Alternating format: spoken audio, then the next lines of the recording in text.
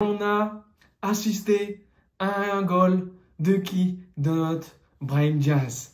Brahim Diaz, on ne l'a pas vu des 2 premiers matchs, mais Brahim Diaz, il est là, il confirme. Enfin non, il est déjà confirmé, qu'est-ce que je raconte moi? Brahim Diaz, normalement, Brahim Diaz, c'est une pépito. C'est une pépite. C'est une pépite, Brahim Diaz. Le Real Madrid s'est imposé 2-1 face à Chelsea. Le débrief commence maintenant. Hola chicos, buenas tardes, bienvenidos a todos. J'espère que vous allez bien.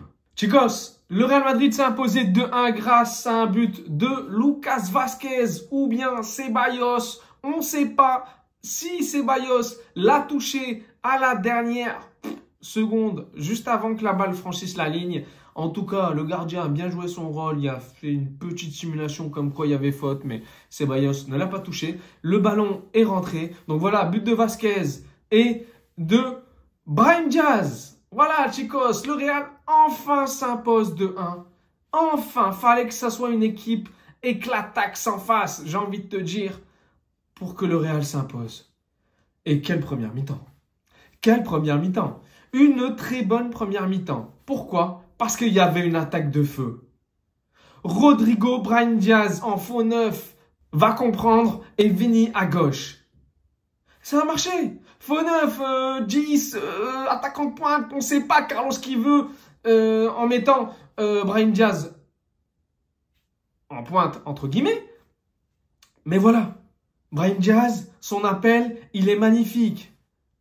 La passe de Vini, Vidi, Vici, elle est magistrale. L'extérieur du pied, on commence à avoir l'habitude. Et ça, c'est parce qu'il traîne trop avec Luquita. Il traîne trop avec Luquita et avec Toni Kroos qui nous a quittés. Mais tu vois que Vinicius a pris de vraies leçons. Il a appris de vraies leçons également aux côtés de Modric et Toni Kroos. Quand tu vois ce type de passe souvent durant la saison et même lors des matchs de préparation, eh ben, tu vois que le petit a appris. Le petit a appris ses leçons. Le petit a suivi les maîtres. Eh ouais, les gars, quand tu as des maîtres comme Luka ou Tony, tu es obligé de suivre le maître. Tu es obligé. Pour reproduire et réussir ce type de geste, il faut vraiment le répéter 4000 fois. Il faut apprendre avec les grands. Les plus grands, excusez-moi. Et là, on a vu une très... La première mi-temps du Real Madrid face à Chelsea hier soir, c'est la meilleure prestation qu'on a vue lors des 3 matchs. Oui, c'est mon avis. Je ne sais pas si vous avez pu regarder le match. J'ai dû dormir à 3h30, parce que la mi-temps, elle a duré une demi-heure. Il ne s'est rien passé. Il n'y a pas eu d'orage ni de pluie, mais ça a duré trop longtemps d'après mon avis. Donc, première mi-temps. Voilà, le match a commencé à 1h. Première mi-temps, pour moi, c'est la meilleure des 3 matchs. Pourquoi? Parce qu'il y a eu une attaque de feu. Ça jouait, ça... Tu vois la différence en fait de niveau quand tu vois Brahim Diaz, les appels qu'il fait et les différences qu'il fait, et Endrick, les appels et les différences qu'il fait. Tu vas me dire, Endrick, il vient de commencer. C'est normal, je comprends. Il n'a pas assez d'expérience en Europe. C'est normal, je comprends, c'est normal. Il vient d'arriver. Mais tu vois quand même la différence. Endrick et Brahim, alors que Brahim, c'est pas son poste, tu vois qu'Endrick, il doit beaucoup apprendre encore. Et je pense qu'il va beaucoup apprendre durant cette saison. Pour moi, vu les joueurs qu'il y a devant, il va avoir peu de minutes. À moins qu'il nous sort 2-3 semaines de folie. Et là, bon, ok. Mais là, Brahim Diaz, il a été prêté à je ne sais où. Milan est revenu. Prêté à Noseke, dans une île. Machin. Il est revenu. Il a eu de l'expérience, Brahim Diaz, avant de revenir au Real Madrid. Et quand il est revenu au Real Madrid, c'était à son top niveau. À son top niveau. Et même comme ça, à son top niveau, et il est quand même remplaçant parce que il y avait des Rodrigo qui passaient devant, des Vini, des Karim. Voilà, donc tu étais obligé. Et la saison dernière, il a eu plus de minutes. Et il a confirmé, quand on regarde le but magnifique face à Leipzig, en Ligue des Champions, voilà, en Liga également, la percée qu'il a fait, je m'en rappelle. encore aujourd'hui, la percée du milieu de terrain, il termine. Elle est juste en pleine lucarne, magnifique. Donc Brahim Diaz, c'est une pépite. Même s'il fait 2 mauvais matchs, tu sais qu'au bout du 3e ou 4e, ça va payer. But ou passe D. Et là, ça a payé. La finition, elle est magnifique. Vous avez vu comment il dribble le gardien et il finit tranquillement. Exceptionnel. Brahim Diaz, il a fait une top performance hier soir. Une top performance. Vinicius également. Vinicius, pour moi, c'est le meilleur dribbleur en 1 contre 1. Et même en 2 vs 1. Il peut éliminer les deux. En 3, j'hésite. 3 vs 1, j'hésite encore. Mais Vinicius, il est exceptionnel. Rodrigo, il a retrouvé un peu des jambes. Il revient de vacances. Mais on voit qu'il était pas fatigué, que physiquement ça allait. Super Coupe d'Europe là, entre celui qui gagne l'Europa League et la Ligue des Champions, la finale c'est la semaine prochaine. Et je pense que l'attaque, je sais pas si Mbappé c'est son premier entraînement aujourd'hui à Madrid, avec la chaleur qu'il y a à Madrid, 37 degrés. Et puis est-ce qu'il va être opérationnel? Carlo, il a dit que Bellingham et Mbappé seront opérationnels, mais moi j'en doute. Moi j'en doute, je pense que l'attaque va être celle qu'on a vue hier soir. Brahim Diaz, Rodrigo et Vinicius, je pense, parce que voilà, ils ont repris avant les autres. Les Tchouaméni, les Kamavinga également, ils reprennent avec Mendy aujourd'hui. Donc, j'ai envie de vous dire que l'attaque pour moi face à l'Atalanta la semaine prochaine, ça va être l'attaque qu'il y a eu face à Chelsea hier soir. Le milieu de terrain, Modric, il a joué, allez, peut-être 80 minutes. Il a joué tout le match. Physiquement, il est au top. À 39 ans, il est au top. Franchement, j'ai plus rien à dire sur Luka Modric à part dire top. Voilà. Luka Modric est égal à top.